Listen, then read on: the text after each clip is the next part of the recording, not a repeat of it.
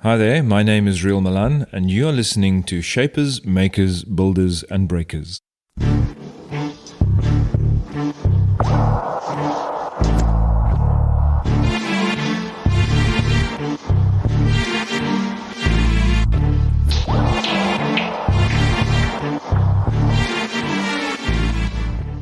We are well into Season 2 of Shapers, Makers, Builders, and Breakers, a podcast show that started as a passion project during my sabbatical in 2019.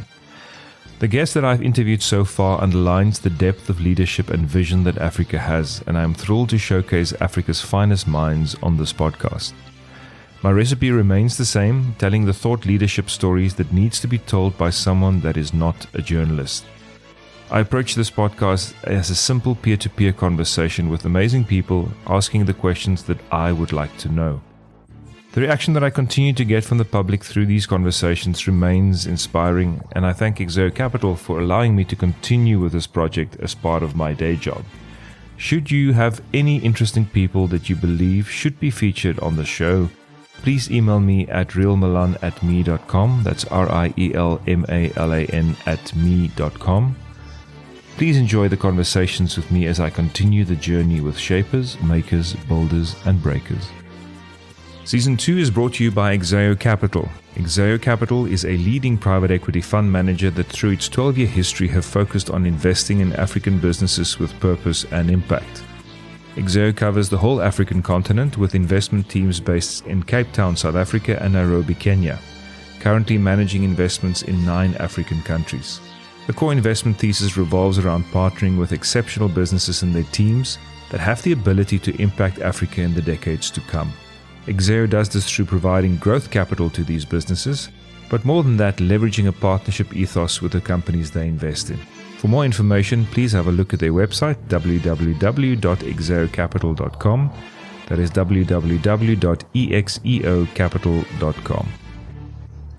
In this episode, I have a discussion about one of South Africa's great heroes, one that the apartheid government tried their best to remove and write out of history. Adolf, or Sailor Malan as the Royal Air Force's number 1 fighter pilot was known, shot down 35 enemy planes between 1939 and 1941. To this day, the Royal Air Force uses his 10 rules of dogfighting as guideline in pilot training. His reputation was essential to the morale of World War II's war effort, and so much so that Winston Churchill was the godfather to his oldest son. Yet this man, who died of war-induced trauma and Parkinson's disease at the age of 52, was not even allowed a state funeral. In actual fact, no South African soldier was allowed to even attend our most prolific war hero's funeral. In his lifetime, he went on to chair the Torch Commando, an organization of 250,000 white members, and other than the ANC, who was established about 60 years before, was the largest anti-apartheid organization that South Africa has ever seen. Yet this fact is largely forgotten and was written out of history. As an Afrikaner, the story of Sailor Malan is a great counterbalance to the narrative that young Afrikaner men in particular has faced over the past 20 years. The racism that populist politicians have been spouting for selfish gain largely ignores these heroes. Beyers Naudé and Bram Fischer all fall within this category. And Sailor balances the damage that apartheid has done, ironically, through the other Malan figure in South African history, Dr. D.F. Malan, who was widely accredited as the architect of apartheid. Sailor's story illustrates a few core truths in my mind. Firstly, that there are always the few people of character that rises up in challenging times to fight for what is right. The fact that people of character is not confounded to race, social standing, or religion. And secondly, that we cannot afford to erase history, to forget what happened before and why we are here, and who we have to thank that we are here and have the privileges that we have now. Lastly, and I think most importantly, character matters. Authentic leadership and true courage is not self-seeking. And that we need to find our way back to this value as a country and as a global community. We live in a time when leaders and democracy seems to have been infiltrated by self-serving individuals that have no concept of honor or what it means to serve. We need to learn to identify the true servant leaders again. And learning from history, the good and the bad, is the only way to give us this wisdom. So please enjoy my hard-hitting exploration with historian Dr. Yvonne Malan about one of South Africa's great heroes, Sailor Malan. So today's podcast takes a little deviation from discussing real live African role models to discussing a forgotten icon of South African history. And I think one that people are starting to rediscover, and the person I'm going to have the discussion with today has done extensive work on him. And I'm talking about the Battle of Britain Royal Air Force ace Sailor Malan. So as you will hear, and we share a surname, and on some investigation I found out that my grandfather and Sailor were second cousins, both from Wellington in the Western Cape. And I haven't checked my guest, are we related today, but I suppose there is a link there somewhere as well. So, as you will hear, Sailor was and still is much better known in the UK than in his native South Africa, which is very sad once you sort of look at the larger history of this fantastic South African. And to this day, as one of the most decorated and recognized aces in the Royal Air Force, the RAF, his 10 rules of dogfighting is still used by the Royal Air Force. And I think the rules are worthy to mention before we start, and I'll read them as I have them here in front of me. The first one is, wait until you see the white of his eyes. Fire short bursts of 1 to 2 seconds only when your sights are definitely on. Number 2, while shooting, think of nothing else. Brace the whole of your body. Have both hands on the stick. Concentrate on your ring sign. Number 3, always keep a sharp lookout. Keep your finger out. Number 4, height gives you the initiative. Number 5, always turn and face the attack. Number 6, make your decisions promptly. It is better to act quickly even though your tactics are not the best. Number 7, never fly straight and level for more than 30 seconds in the combat area. And number 8, when diving to attack, always leave a proportion of your formation above to act as a top guard. Number 9, initiative, aggression, air discipline, and teamwork are words that mean something in air fighting. And number 10 is go in quickly, punch hard, and get out. But he was much more than just a Second World War hero. He was, after his World War II experience, fiercely focused on freedom from oppression on his return to South Africa, and he played a major role in an anti-apartheid movement that we will be hearing more about in this podcast as well, called the Torch Commando. And what makes today's podcast special, as I mentioned, is that we're talking to another Malan, Dr. Yvonne Malan. And just to set the record straight, we've not checked whether we're family or not. It was researched Sailor extensively, and she will share her insights about this extraordinary South African with us today. She's also busy writing a book around some of these principles, and she knows just so much about the man and what shaped and formed him. So Yvonne, welcome. Thank you for spending some time with me on this very interesting topic. So maybe before we get to Sailor, let's maybe start with you, just to give context to the listeners. You currently reside in the UK, as I understand it. So what is your personal background, and how did your personal interest in Sailor, where did that originate from? I was born in South Africa and educated in the UK.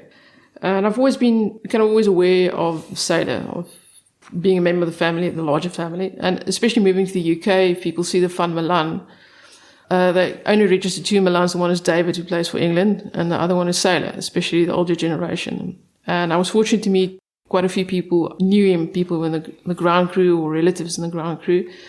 And also the first time I met Sir Roger Bannister, the first thing he asked me was, are you related to Sailor Malan? So he's quite a well-known figure. And although I was aware, especially of his Torch Commando career in South Africa, I was kind of more interested in finding out more about him when I moved to the UK, because you get asked all these questions. But I've always kind of been aware of him, especially his Torch Commando role. And this guy who took on the Nazis and the apartheid government is quite an impressive figure. 2 major oppressing forces in one life. Exactly, yes. So, okay. And sort of your academic background, I see this DR looming there in front of your name. So what is your academic background? Is it history, or is this just a passion? History is just an interest, but my doctorate is in politics and international relations, specifically post-conflict reconstruction, which I obtained at Oxford University. Especially, my thesis was about the South African Truth and Reconciliation Commission, and in short, why it wasn't what it was cracked up to be. That's a short version. Okay. But my area is mostly post-conflict reconstruction and a bit of international security studies as well. Okay, so that post-conflict there is a connection there to what he's done. And tell me a bit about the Spitfire Society. I see here that you're a patron of the Spitfire Society, and I think that's actually how I got to you as well in the first place. Is that I saw when I started researching Sailor, I came across, I think, an article that you wrote, and then saw that you're a patron of the Spitfire Society. So tell me about them. What role do they play? Well, the Spitfire Society was founded in the 1980s by a former group captain, a Spitfire pilot himself. And the society has, broadly speaking, 3 aims. The one is promoting the Spitfire, which is not just an airplane. It's an icon and symbol of resilience and courage. And the society is building a Spitfire simulator, restoring a Spitfire. But also, secondly, promoting the values that the few stood for: courage, resilience, determination. And the Spitfire Society, lastly, also gives bursaries and generous scholarships to students in the kind of aeronautical engineering field, so promoting the future generations as well. So it's a very dynamic society, and if anybody's interested in either promoting that or promoting the legacy of the few, or if you're just interested in airplanes, I would highly recommend them join. That's the guys to be in contact with. Yes. And just on that, I see the Hornchurch Aerodrome Historical Trust. Where does that connect into that? Sailor Malan was based at RAF Hornchurch during the war, although he's mostly known for being based at Biggin Hill. And they have a fantastic museum there. At Hornchurch? At Hornchurch. If you're interested in the Second World War, interested in the few, I highly recommend a visit. It's also very kid-friendly if children want to interact with some of the displays, or school trips or larger groups. It's definitely well worth a visit. Okay, and just to orientate me on church in terms of the UK. Yeah, everything's to the north. North of London. Yeah. Okay. So. All right, so Sailor. And I know you have a connection with him, through your family in terms of his early childhood farm days. So, but how does a South African farm boy become an RAF hero? What you've researched his early history. So, what stands out for you in terms of his early history in shaping the man? One thing that's important that is his father was Huguenot heritage, Afrikaner background, and his mother was British born. And that was... Which is interesting for that time. Yes, he was born in 1910, so that's not too long after the end of the Anglo-Boer War. There was still a huge amount of animosity between Afrikaans and English-speaking. That's now post the Boer War. It's post-Boer War. And even though he was born in the Western Cape, which is somewhat removed from the war and its consequences, he grew up, especially with the brief period he went to school in Stellenbosch. He couldn't understand why kids were split up according to language, and he couldn't understand the hostility against his English-speaking relatives. So he never grew up with this hostility towards England and the British Empire and everything it stood for. In fact, he quite valued what Britain stood for.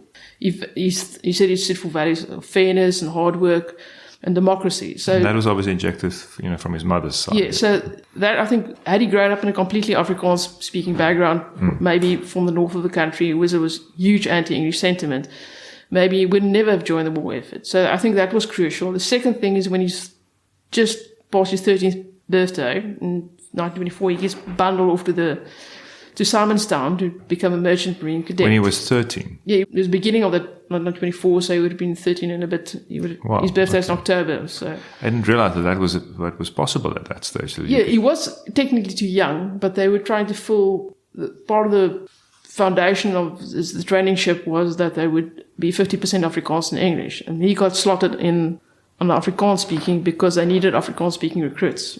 Okay. So he got in through the back door a bit because his father was Afrikaans speaking, even though English was mainly the home language. So also I think a lot of the biographies tend to portray this romantic picture of Sailor was an adventurer at heart and he wanted to go to sea, blah, blah, blah. This nonsense. He was one of 7 kids. After they lost the family farm Slent, they were in deep financial problems, growing family. His father has a mental breakdown. His mom has to keep the family afloat. So when they see this advertisement in some Wellington newspaper, getting rid of one kid was the financially prudent thing to do. Exactly. So off he goes. He's younger than anybody else. He's very small for his age. If you look at the if you ever would visit the Naval Museum in Simonstown, there are photos, group photos of the cadets. And I think in all 3-4 years he's there, he's in the front row. He's that short. So he was an easy target for hazing, which was brutal, and the discipline was quite brutal. And I think that's significant for two reasons. The one, he always had an acute sense of justice and fairness. But this hazing and bullying and really, really fires up his intense dislike of bullies, which he had his entire life. Yeah, and I can imagine, I mean, in those days, Afrikaans and English, I mean, the kids played on different separate parts of the playground. I mean, so he grew up with bullies, specifically if he was small and he wasn't quite English and he wasn't quite Afrikaans. So he would have been right there in the middle. Yeah, so even later when he joins the RAF and he's a senior officer, he refuses to take part in any hazing whatsoever. He just inherent dislike, whether bullies Nazi Germany or where it's John Foster, he has a acute dislike of bullies. But it also, had he not joined the General Botha, he wouldn't have gone overseas, he wouldn't have travelled to Germany, he wouldn't have seen what's going on there politically, where the political currents are going.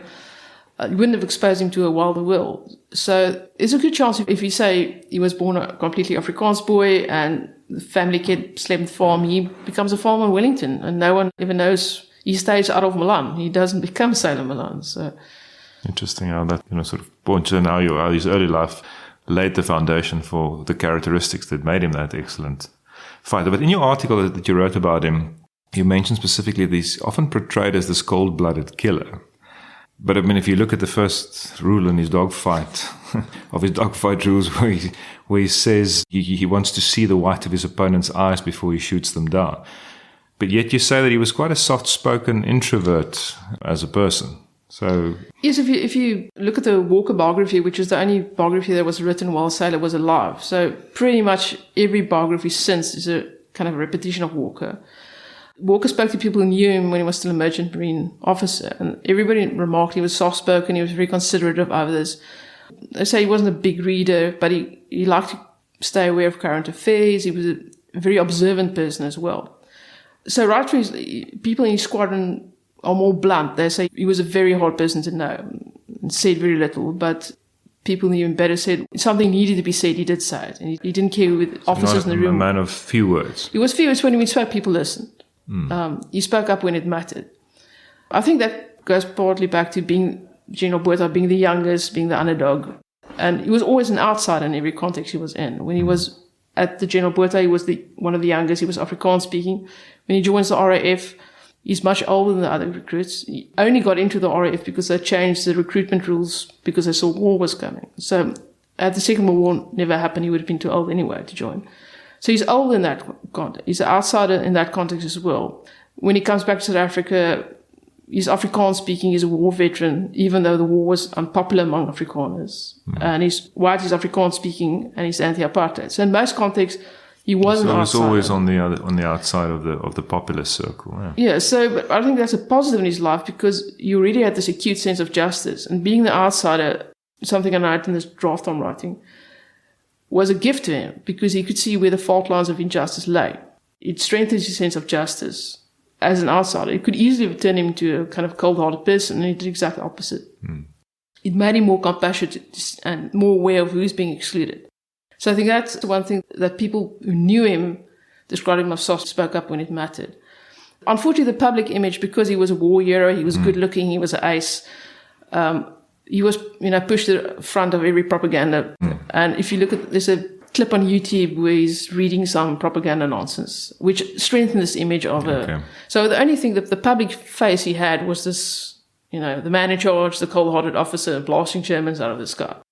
And the third factor that does help inform it is he wasn't much of a letter writer. He didn't keep a journal. He wasn't a guy to jump on any platform to talk about himself. He never wrote a memoir like some of the other aces, partly because he died quite young. So the public face, that image that people had of him was informed by propaganda and a lot of other nonsense. That real man never really came to the fore for a number of reasons. So. Okay. All right. So you have this cadet or this young guy thrown out into the wide world, but he has this innate moral compass. So how does he go from being a cadet in Simonstown to being an RAF pilot?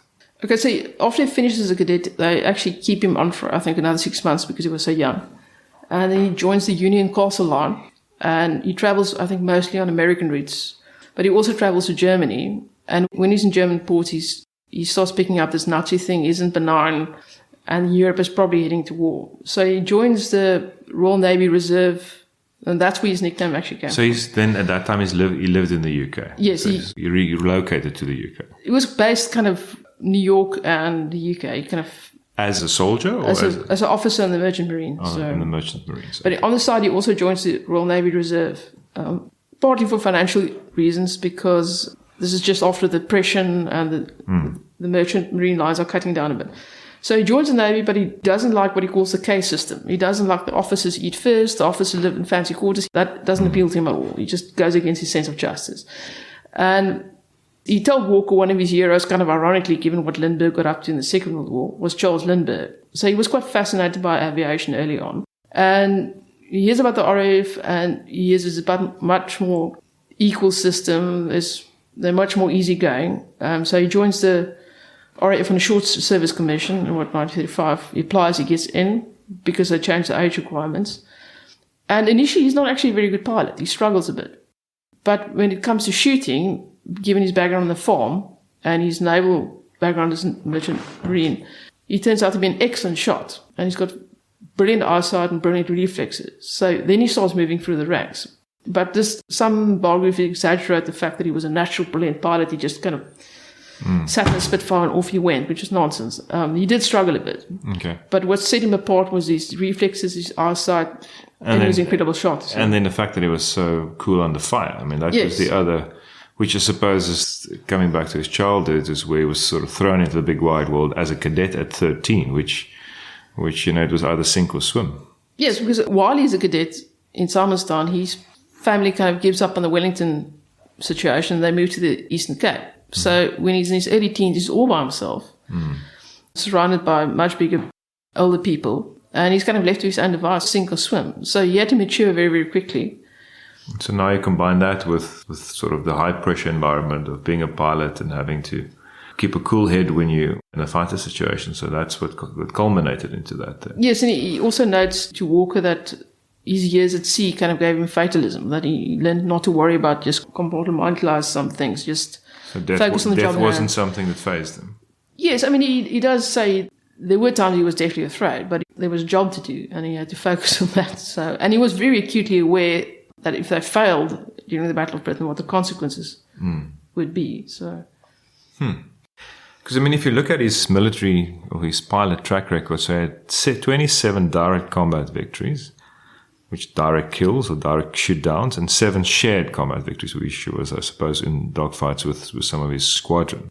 Which was the 74th Squadron you mentioned. Yeah, 74th Squadron, Biggin Hill. So. Okay, and they were famous in terms of the Battle of Britain, but then and also the rest of the war, they were very involved. Yes, they were quite prolific, and obviously they had the coolest motto, which is "I fear no man." So. Is that okay? Yes. Well, that would do it. Yes. So, and that earned him a double Distinguished Flying Cross and a Distinguished Service Order. Yep. So that was so he was very successful he was never shot down. He was never shot down. He was never seriously wounded. There was once when he blacked out in a turn. And there's another time when shrapnel came through the aircraft and injured him in his wrist and thigh, which he had to take 3 days off. But generally they had to kind of force him to sit out. 3 days off. Yes. Shrapnel in his wrist. Yes, and he was moping the entire time. So. All of a sudden, he just lifts the bar in terms of what a real man looks like. And it was interesting for me. I mean, so he was highly decorated, and then as the war progressed, his profile as a soldier just lifted, which I was very needed in that time because Britain was down and out. They were losing the war at that stage, so. It was important for them, and I suppose that's where the propaganda comes from, is to have a young fighter pilot and ace. And from the Commonwealth as well. So to say, look, we're in it together. It's not just Britain. The Commonwealth is standing with the British Empire. So. Because I found this clip on YouTube where Winston Churchill attended his children's christening. Yes. So he was politically of a very high profile in order to have something like that happen. Well, Churchill... He came up with the phrase, the few, and he was very fond of the pilots, and he often visited Biggin Hill as well. And Salad initially asked 2 other of his fellow pilots to be the godfather to his son Jonathan, who was born just before the Battle of Britain started.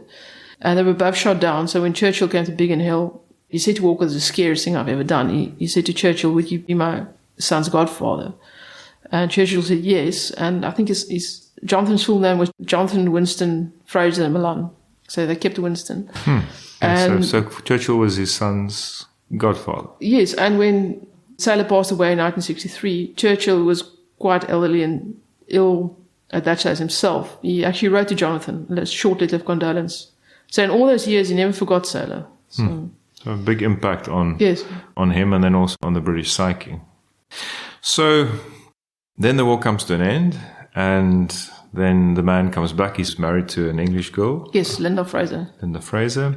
And he comes back to South Africa just to find another form of oppression developing on this side of the Atlantic. But interesting enough, he then started working as a personal secretary to Harry Oppenheimer, personal and political secretary. I don't know what that term means. And throughout his career in South Africa, he remained close to the Oppenheimer family, I understand. So, but that's where he sort of had his start. He was administrative in the function.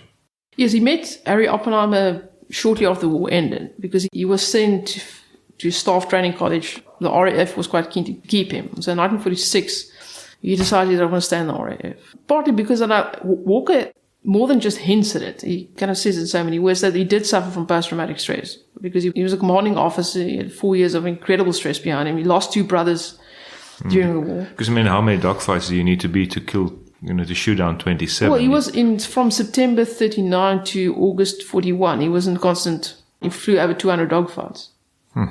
So that's a lot of stress. And, I mean, it's obviously nobody would say, but if you look at, because he died of Parkinson's. Yes. And you mentioned that he blacked out in some of the turns that he did. So he obviously pushed the planes to the limit and he pushed the stress levels to the limits. So it's interesting all that stressful situation that had a major contribution to his mental decline later. Yes, there's no doubt that his war service played a role in his illness because he got ill very quickly and his decline was very rapid. Between him he was initially misdiagnosed. He was diagnosed in South Africa. Then they went to the UK, where he was told, no, it's not Parkinson's. It's some inflammation of the brain. And there's this terribly poignant line in an interview he did in the UK then, where he says, it's not Parkinson's. I'm okay. I'm really going to live again now. And 2 years later, he was dead. Okay. He comes back to South Africa and they confirm, no, it is Parkinson's. There's no doubt his war service played a record because he put himself under enormous stress and he pulled far more G's than the other pilots, which is widely acknowledged. But also the emotional impact of being a commanding officer and losing people day after day, losing close friends, losing 2 brothers, Rolf, who was in the South African Air Force, and his brother Francis, who was also in the Royal Air Force, also a Spitfire pilot. And he lost both of them during the war. Yes. So tremendous personal loss, tremendous which he stress. also never spoke about. And part of the reason he came back to South Africa, he realized he needed to come home. He didn't want to be in the Air Force, and he didn't want to be anywhere where he's going to be recognized. He was a very, very private person. And part of coming back to South Africa and eventually becoming a farmer had a lot to do with him just wanting his privacy and solitude. And that had a lot to do with dealing with the mental impact of the war. Yeah. Okay. So for context, when he came back, the National Party just came into power and they were engineering the implementation of apartheid. So that clearly not liking bullies, not being a very fair individual, fighting oppression, fighting the Nazis. This must have been deeply disturbing to him. So what was his reactions? So take us through what happened from there. Okay, so he comes back. He met Harry Oppenheimer in the UK, offers him a job. And they eventually kind of create this political and private secretary, which he wasn't, to his own, he acknowledges he wasn't really well suited to being a paper pusher, which he didn't like it. And he would also, some of the people Oppenheimer worked with and also later in Torch Commander were these Oxbridge types who kind of they looked down on South Africa. Where did you find this guy who barely made it through the Merchant Marine? So that kind of grated him a bit as well. And he had a bit of a short fuse with those guys. So he wasn't a natural fit. But because he was his political secretary, he had and Oppenheimer was a member of Parliament for Kimberley, I think. So he had a very close-up view of what was going on in Parliament and what the National Party was planning. So he was intensely upset what was going on because he said he just spent a war fighting against fascism and he comes home and now it's all over again, but just dressed in a different cloak. Yeah, exactly. But also during this period, he says to Oppenheimer, listen, I can't do this job anymore. I need space. And this shows the depth of the friendship he had with Harry Oppenheimer, who says, okay, let's find something for you to do. And he says he wants to go farming. And he ends up farming at Benfontein, which is near Kimberley, closer to, the, I think, Free State border. And Oppenheimer sends him all these courses so he can be a good farmer. So Oppenheimer goes out his way to help this man. Amazing. So they had a close relationship. Yes, and also Oppenheimer was very closely involved with the founding of the Torch Commando as well. And much later, after Saylor had passed away, he allowed his wife, Linda, to stay on at Benfontein for several years. So it's a remarkable friendship that's rarely explored or talked about between these two men. That'll be an interesting deep dive as well, to sort of find out what were the links between them and what drove that. Okay, so now this is happening and he's extremely unhappy with what he sees.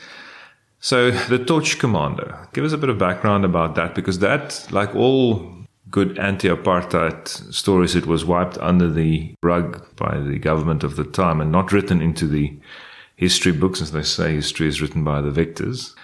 But they were a significant organization. You mentioned here that, at their peak, they had a mass gathering of over 250,000 people. So tell us a bit about them, how they came about, and what his role then later was in the Torch Commando.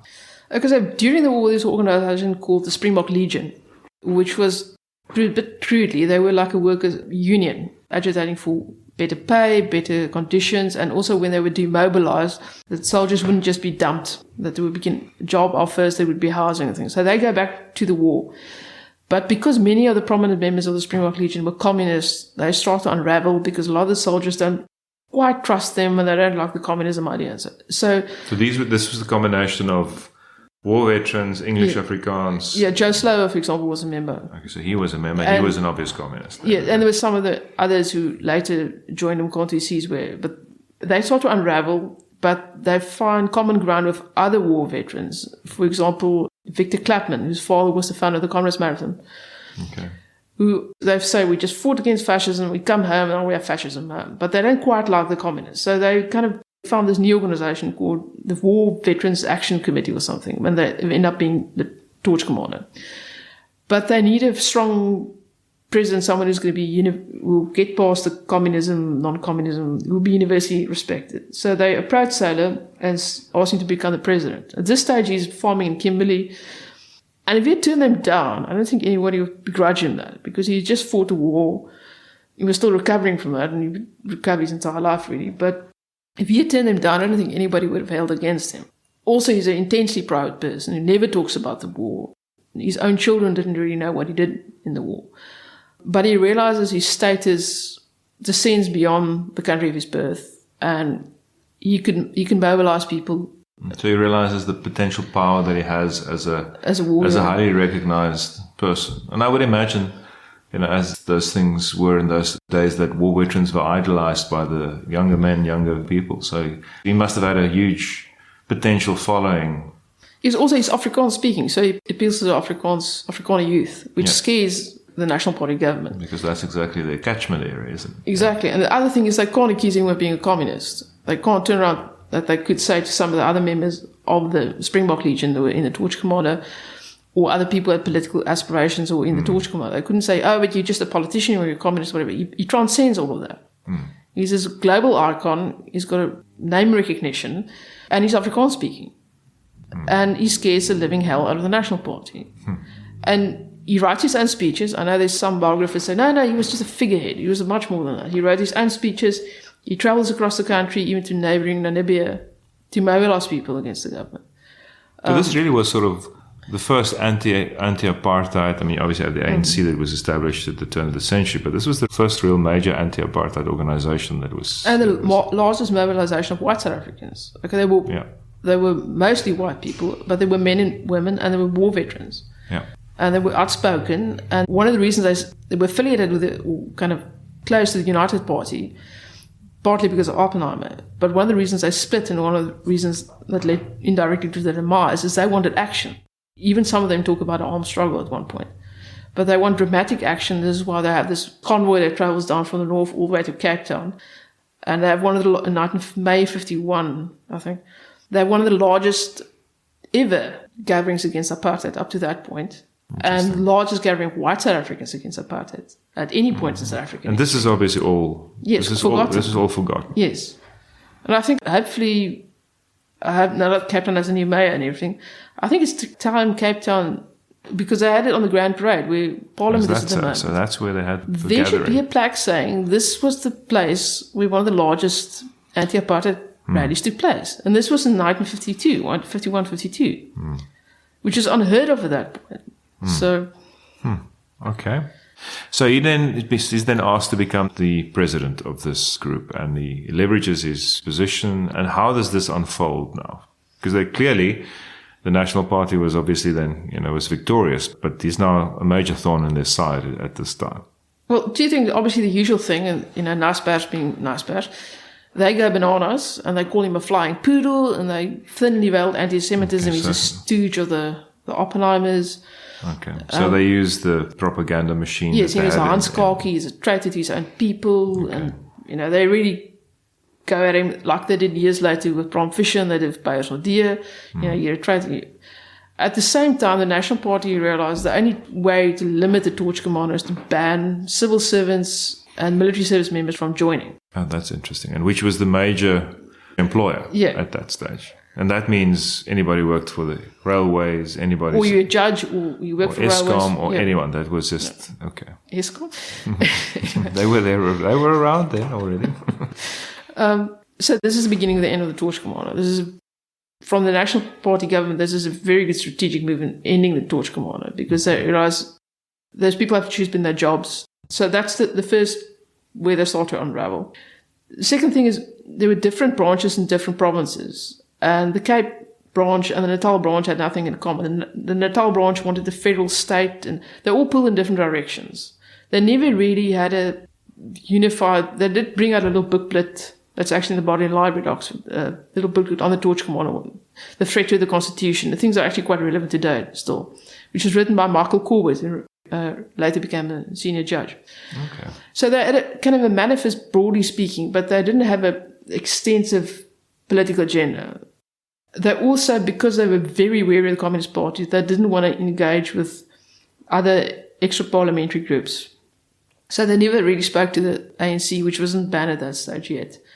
And they were very wary. Which is probably a mistake if you think back. Yes, they didn't reach out because they were completely paranoid about the communists.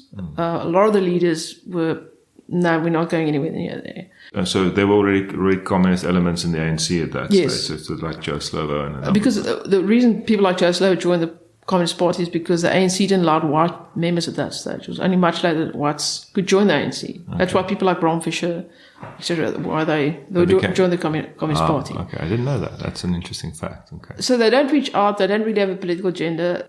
Sail is very adamant that they want to become a political party because they started having friction with the United Party, and some people say, with some other leaders of the Torch Commando, had their own political ambitions, start saying, okay, let's start our own political party. And Sailor says, no, this is not what we're about. We're about values of justice, fairness, democracy. That's what we're about. We're not going to become... Which is also probably a mistake. I mean, yes, they don't want to... But he's very... Given his famous intolerance for nonsense, he was never going to be a politician. He was never good at kissing butts. No, he was just... completely not his style. So a lot of the people, Torch Commando people, did go into politics in the end, but he and some joined the armed struggle and in different directions. Because, I mean, if you look at 250,000 members at a time when probably the white South Africans would have accounted for, 1.5 million? Yeah. That was a significant number of people that were actually anti-apartheid. Yeah, I mean, and that's why it's so shocking that this isn't remembered. This is rarely mentioned. Partly for two reasons. Well, one is the National Party was really, really good at erasing people from history. Oh, yeah, we know what our history books at school looked at. Exactly. So that's one thing. The second thing is post-94, this idea of 250,000 white people being very, very vocal and some very, very militantly against apartheid, some of them willing to become part of an armed struggle. This doesn't fit the narrative. There was only one party who led us to liberation, and so it doesn't fit the narrative. So he was inconvenient for Afrikaner nationalism, and he is inconvenient to black nationalism post-94. Or not just black nationalism, but there's very much increasingly so that only people who are members of the ruling party get acknowledged. I'm not even people who are PAC leaders, people like Steve Biko is largely forgotten. No. So it's not just about being a white Afrikaner. It's him being completely in the wrong grouping as well. And the danger that you're seeing at the moment is with statues being torn down. And I mean, it's that there's, if we erase history, we can't fall back on it. We can't see the mistakes as well as the good things. I mean, here, so we have something that at that stage it was frowned upon, it was erased. And now when we need to fall back on that, there's very little known about this. Exactly. So we're going through exactly the same cycle at the moment, which is the scary thing about allowing people to erase history. Yes. Because you make the same mistakes again. Yes, and also there's no such thing as a saint. So if you're going to erect a statue of a saint, good luck to you. I mean, it's not going to happen. Yeah, everyone has their... And that's what makes them interesting, because morality and courage is complex. Yeah. Those things are complex concepts, and how these people struggle with it as flawed human beings, including Sailor or Churchill or whoever's statue you want to tore down today, that's what makes it interesting. Mm. Because the world is complex and these things are difficult. And you're never, ever going to make the perfect decision. And that's one of the things that... Yeah, and these leaders are often flawed. I mean, yes. they're just people. I mean, They look are at human Churchill. beings. He was a highly flawed human being. He was a flawed human being, but also, even with all the information at your disposal, you're never going to make the perfect decision. You're always going to exclude something, and you're always against a race against time. I mean, that's the whole... I'm not a Derrida fan, but he wrote an excellent paper about the nature of justice. And he says one of the tensions in justice is that you can never have all the information you need, but you need to act. Justice is a call to action, and it's something that Sailor was acutely aware of. And you need to make a decision that isn't going to be perfect. It's going to be flawed, and it's going to be made by a flawed human being.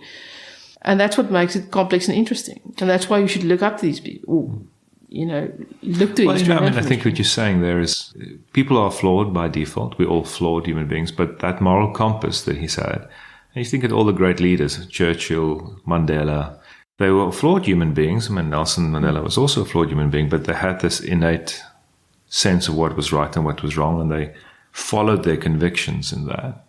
And this is probably the big problem we have with democracy globally, is that innate sense of justice is lacking. And you find that people are in politics for own gain and for all other reasons. But these leaders of the past that are iconic, they had that moral compass of what is right. It's not about color, it's not about politics, it's about what is right and what is wrong. And that is the main driver of their decision-making, right or wrong. Unfortunately, there's probably far more right decisions, but the wrong ones are also highlighted far more than the right ones in many cases. Yeah, but that's why character matters. That's what people should be talking about. If you look, one of the golden threads through Sailor's life, he was never a man for self-promotion. Yeah, that's interesting. And all the writings is he always stood back. He always downplayed his position. He always downplayed his war track record and his status as a war hero. It wasn't what he wanted to be known for. Yes, I mean, if you look at some of the speeches he made at Biggin Hill, he thanks the cooks, he thanks the ground crew. If someone tries to thank him for what he did, thank you for your service and that type of stuff, he says, no, but there were thousands of other pilots. There were thousands of people who worked to keep us in the air. It wasn't just us, and there were people in other branches of the military, and there were air wardens in London, and there were thousands and millions of other people doing their bit. So he always deflected attention away from himself. Coming back to that's his character and that's his sense of fairness. Yes. So now the Torch Commando it's banned by the Nats and it's coming apart. I mean, where does... They were never banned, but they just... Or membership was prohibited. Yeah. Okay. So what happens next? What happens to him? What happens to the organization? Like I said, in 1953, they have a conference, and by a very narrow margin, they vote to keep the Torch Commando going. But it kind of exists in name only, and I think by 1958, they don't exist anymore. And people go their separate ways. Like I said, some of them join the armed struggle, some of them go back to the Communist Party, some of them go into parliamentary politics. And Sailor, who never had stomach for politics, even though he was asked to run for parliament, he says, no, that's enough. He goes back to his farm. He's quite an active social life in Kimberley, plays golf. He's a racing steward at the Kimberley races. There's a Sailor Malan Cup that's actually named after him. And he kind of settled down for his first time in his life, really, to domestic life, because... This was 1958. 53, 54 around there. 53, 54. So for the first time in his life, he's really a family man. So if you think about his poor family, he's in the war from 39 to 45. I think they moved something like 27 times during the war. He's never there. So his wife followed him throughout Yes. Europe. She's the one who keeps the family going, a lot like his mom kept the family going when his dad had a breakdown. So they moved 27 times. You also have to remember this is a guy who spent, from the age of 13, he spent his life in uniform. And that's what he used to. So he's a bit of a rolling stone. I mean, he was always on the go, and now for the first time he's... Yes, he comes from a very macho environment. He's surrounded by people in uniform. He's surrounded by men mostly. And now he's back on the farm, and he kind of has to learn in a way how to be a family man in a certain way. And not long after this, in 1958, he starts having trouble with his speech, balance, and he goes to a doctor in Johannesburg, eventually in the UK. And eventually, I think 1959, he's diagnosed with Parkinson's disease. It's very aggressive, and he gets ill very quickly, and he deteriorates rather rapidly. And in 1961, Al Deer, who was a New Zealand Battle of Britain ace, he comes to visit him.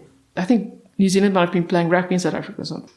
And when he sees Sailor, he bursts into tears because he can barely speak. He's a ghost shadow of the man that he was. And they start on the farm in September 1963.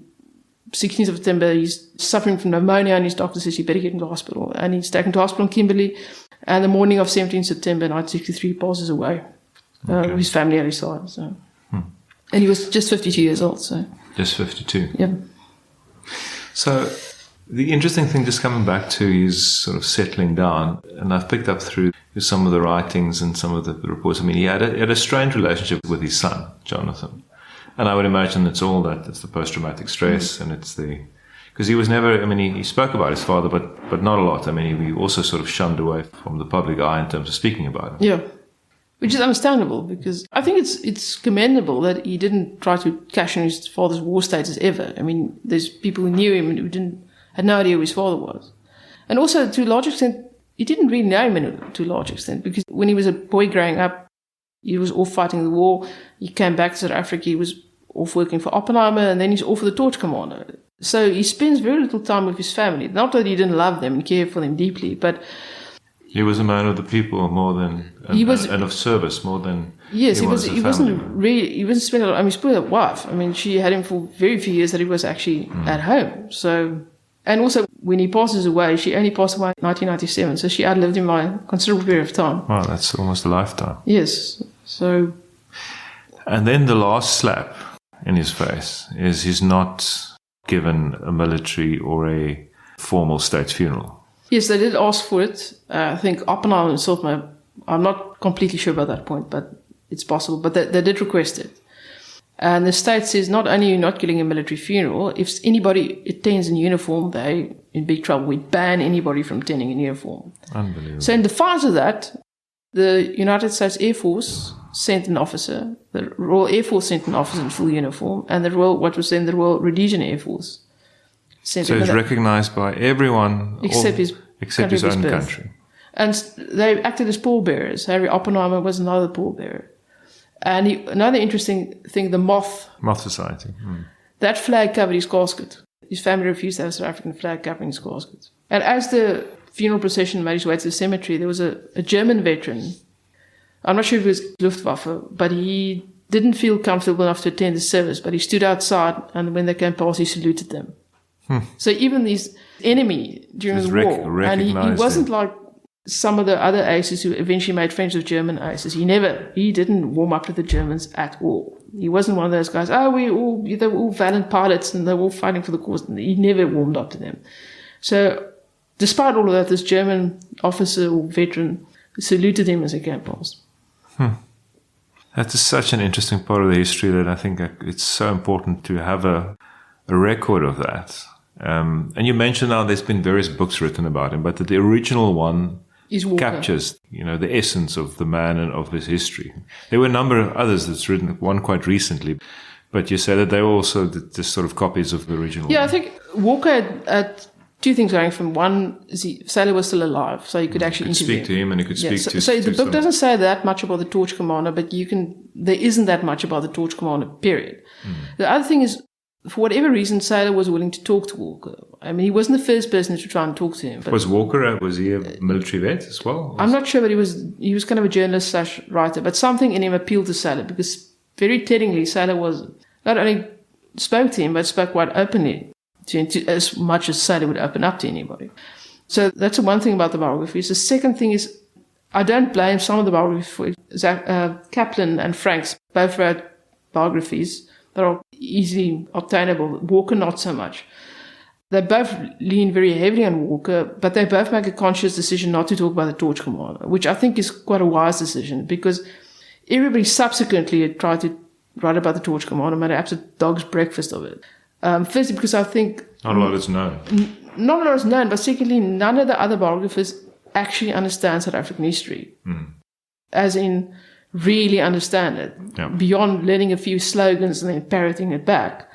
That's not understanding South Africa. Really digging down into what the psyche of the time and of the people. When he was born, with the consequences of Anglo-Boer War, not post-94, but also the period, also the weakness of seeing white South Africans as one group, not seeing there are different groupings within white South Africans, that the role Sailor's identity played as a boy of mixed heritage. And that's a weakness of all the biographies since, is that none of them understand South African history. Or either made conscious decision not to write about it, as Kaplan and Franks did, or others who just simply don't understand it, just kind of learned a few slogans, threw it in there, and that's the end of it. But that's a great weakness of biographies of sailors. So. I mean, this entire story in his life, it just screams for a movie, doesn't it?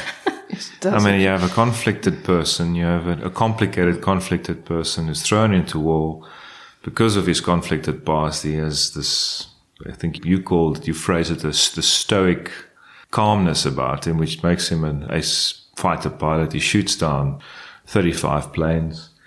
Why has nobody picked up on this story? Because it's not known. I mean, there has been written. I mean, he's well known in the UK, but why has this not been? There's the famous Battle of Britain movie. There's a character that's based on him, Skipper, but it's based on the stereotype back then of this cold, aloof, slightly nasty character. I think one of the things is that a thorough biography hasn't been written yet. One that really shows the complexity of the man. Here we go. Come on, Yvonne. Why don't you write it for us? I mean, you know. I think so that if the full complexity of the man, there's a book like that. Who's going to write and make a film about yet another, cold-blooded, stubby, blue-eyed, blonde-haired fighter ace, and been there, done that. We'll post pictures on it in terms of some of these things we'll pull out here. When he really fitted the picture. Yeah, definitely. I mean, I've not seen a female not go weak in the knees when you show a picture of Sailor Malan. He was a really good-looking, strong character, good-looking person. Yes, I mean, he definitely was, but I mean, just like his war hero status, he never cashed in on it. He never used that. My word. So if you have to distill, I mean, you've studied the man, and we have a family link with him, which I think makes it so much more special that we can have this conversation.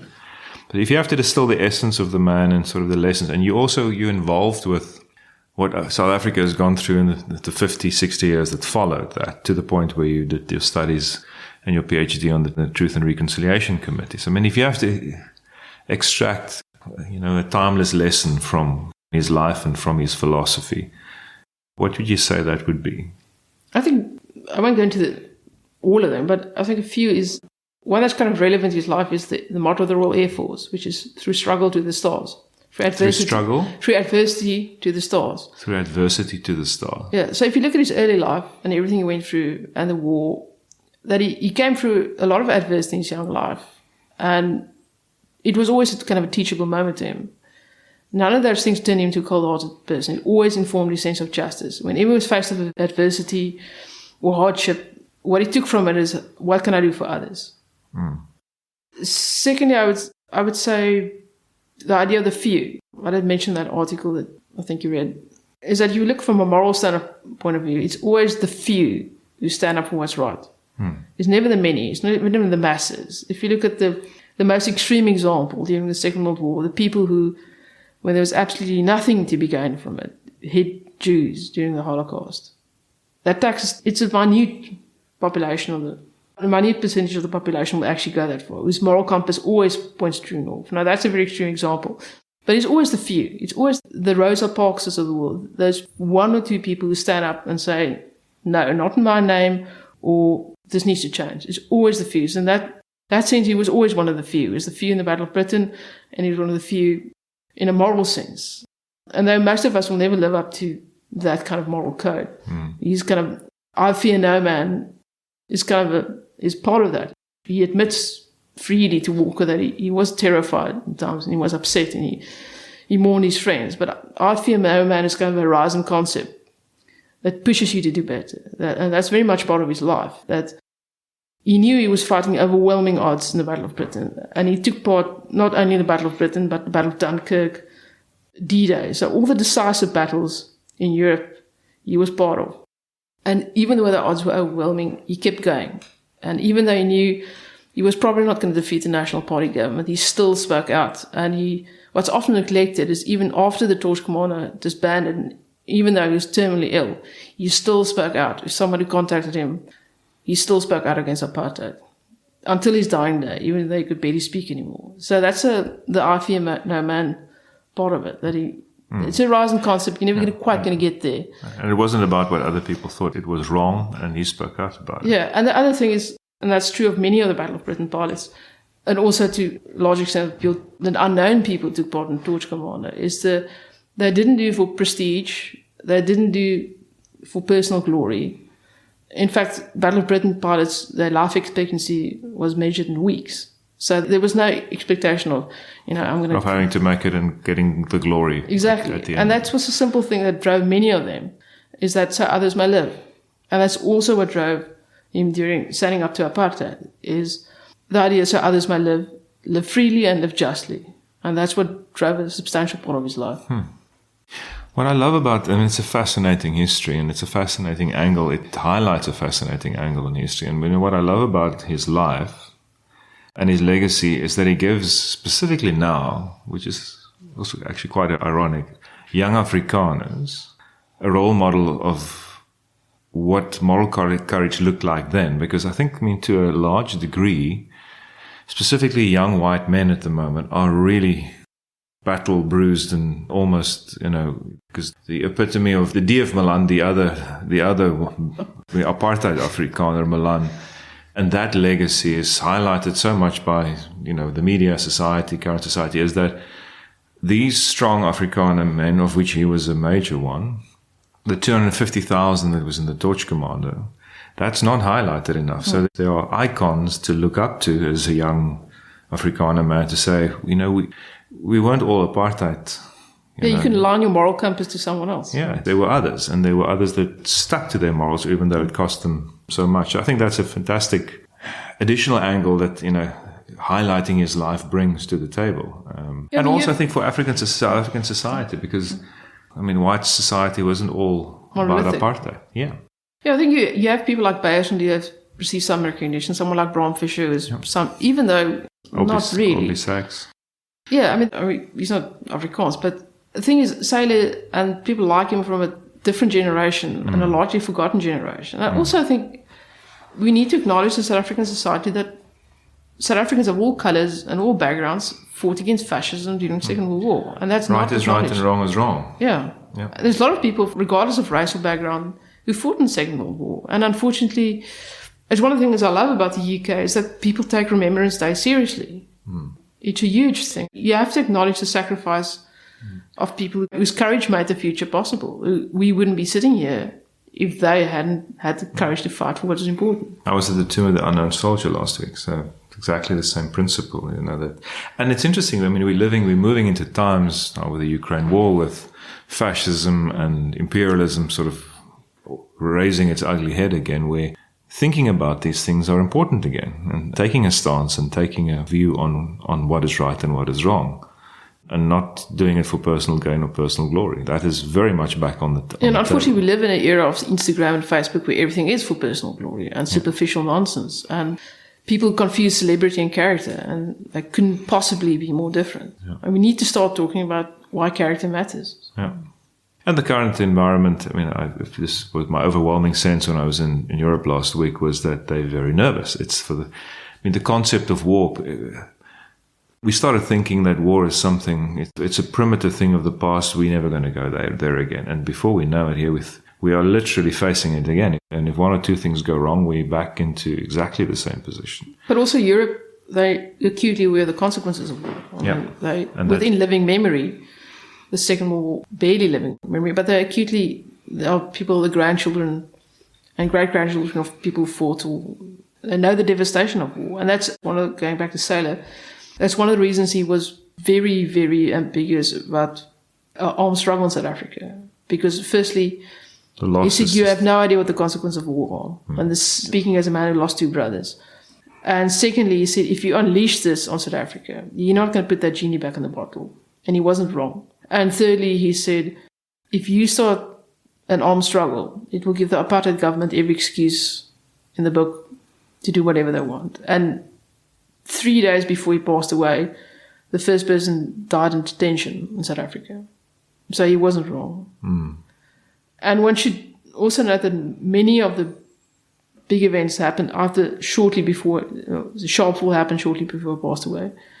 He died, I think, 6 months into the Rivonia trial. So a lot of events happened after his death. But he wasn't wrong. He wasn't wrong about the consequences of the armed struggle. And he wasn't wrong about, he had deep doubts about some of the people in the Springbok Legion. Because he said, these people aren't in it for fairness or justice or democracy. They're in it for themselves. They want power and nothing else. And he was wrong about that. And that's a question we have to ask ourselves as well. Anybody listening to this podcast, we have to ask yourself, if you look at your leaders at the moment, who do you believe has a moral compass? Who do you think is leading from the heart and from character, and who not? But I mean, the thing to look out for is Sailor was a very reluctant leader. He was very effective, and he was incredibly effective as president, torch commander, getting a wide variety of people to support their cause. But he was very reluctant. Yeah. So look at the motivating factors of leaders. So. Yvonne, on that self-reflective note, thank you very much for your time. It's been a pleasure talking to you. Your insights are great. You've given me here the first draft of a manuscript. I'm dying to read it. I'm not going to say what the title is. We'll leave that for you to reveal to us later, and we'll definitely put it on the show notes and on the website once it's out. But thank you very much for your time and your insight and the passion that you have for this, and it's because of people like you that this history stays alive, and thank you for sharing it with us. No, it's a pleasure. Thank you. Thanks.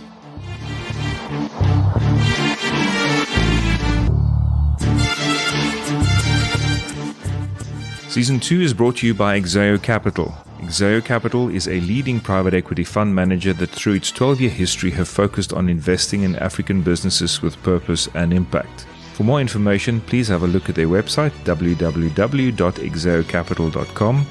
That is www.exeocapital.com.